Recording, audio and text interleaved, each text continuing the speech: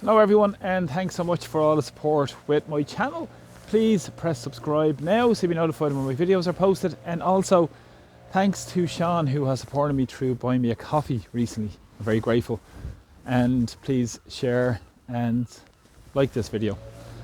So what's important in Ireland over the last day has been the announcement by Jim O'Callaghan in relation to the immigration chaos, of course created by his government.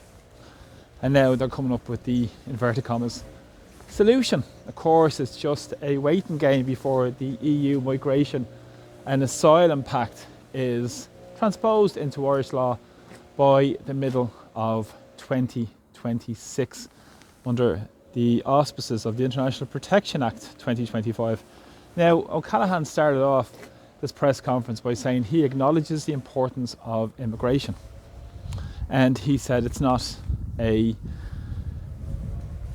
decision made to stop people coming to Ireland.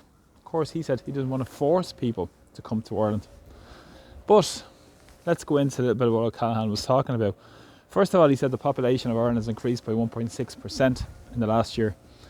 That's 7 times the European average, and he said this would be unsustainable. Now, of course, many of us have been speaking about mass immigration over the last number of years and speaking about the lack of resources, lack of services, and of course lack of integration, lack of consultation, all the big issues in our society ignored. But now they're trying to do something. But are they really in reality to what's really taking place in Ireland? So let's drill into a couple of these comments and figures and stats that O'Callaghan was discussing. Now, he said last year, today specifically I'll hone in on the international protection element of this, because this is an important element that he really focused on yesterday. Now, 18,500 came in international protection last year. Now, this had increased from about 13,500 in the previous year. Of course, we've seen massive increases in this over the past number of years, particularly since the times of COVID, where the doors were opened. And of course, many countries were allowed to send many over. Of course, so-called safe countries. Now, O'Callaghan has not added any countries to the safe list. Of course, he's talking tough, isn't he? But he's actually added no countries to the safe list, and still you have many coming in from these so-called safe countries. And what's important is 80% of those who claim international protection are refused at their first instance.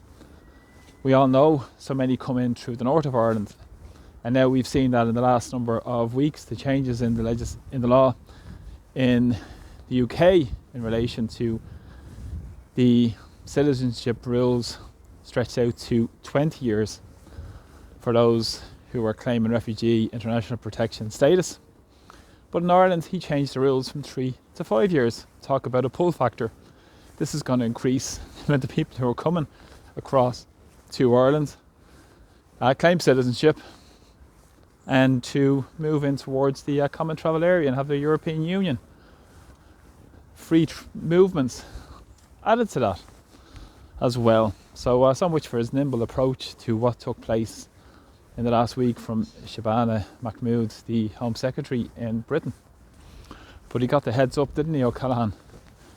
And also, of those who are rejected at the first instance, 70% are rejected on appeals.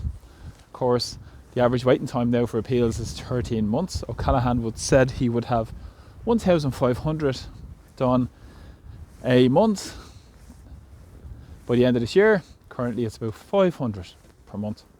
Another target missed by the Fianna Fáil government. And of course they're Lowry independents on with Fine Gael. And also the targets for those in the first instance being processed has of course missed its target as well. He aimed for 25,000. This year he aims thinks he could reach 20,000 that would be initially processed. And what's also interesting with this is that he said there should be a payment now for those who are working through international protection. Under the legislation, if you're 6 months in Ireland, you cannot work. We all know many do work, and he has estimated 7,600 currently of the 33, nearly 34,000 that are accommodated in the international protection system are working. And he said they should make a contribution of up to 10 to 40% of accommodation costs. Now, I've spoken before about the mass immigration agenda, race to the bottom.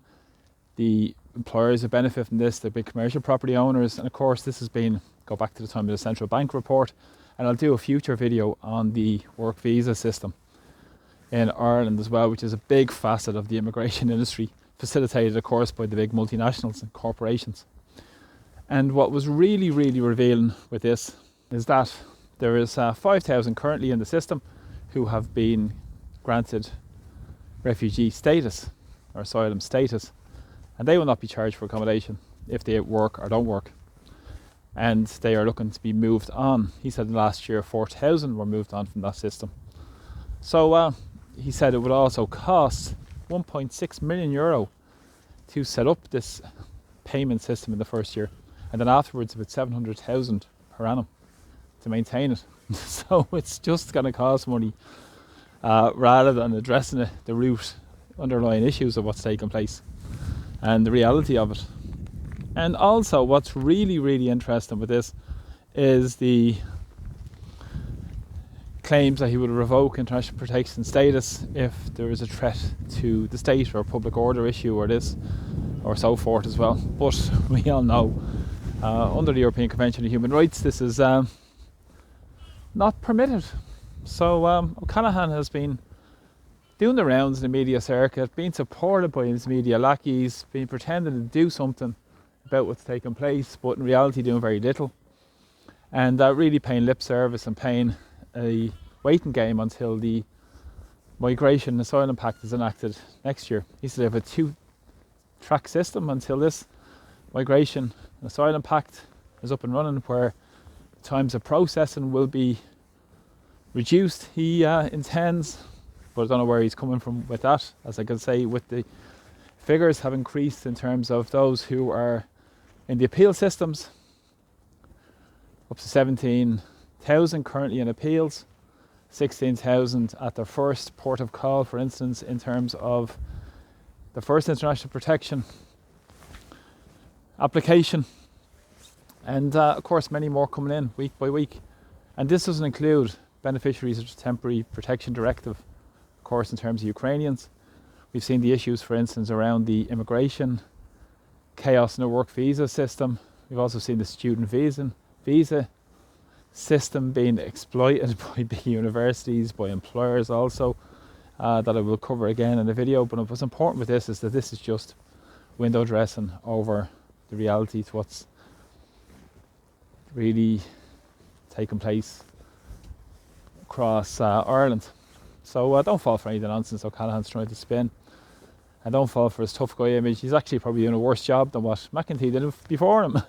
And the figures bear that out in terms of what's taking place. And of course he had his boss here during the week, Magnus Brunner, an Austrian politician who's the European Commissioner on Migration, who said that City West was best practice. And of course O'Callaghan has said there's no correlation between increases in crime and locations of international protection centres, and also was largely ignorant of the fact that a young 10-year-old girl was viciously assaulted up in City West as well. That sparked major protests and demonstrations. But of course there was a lack of consultation in City West, lack of community involvement.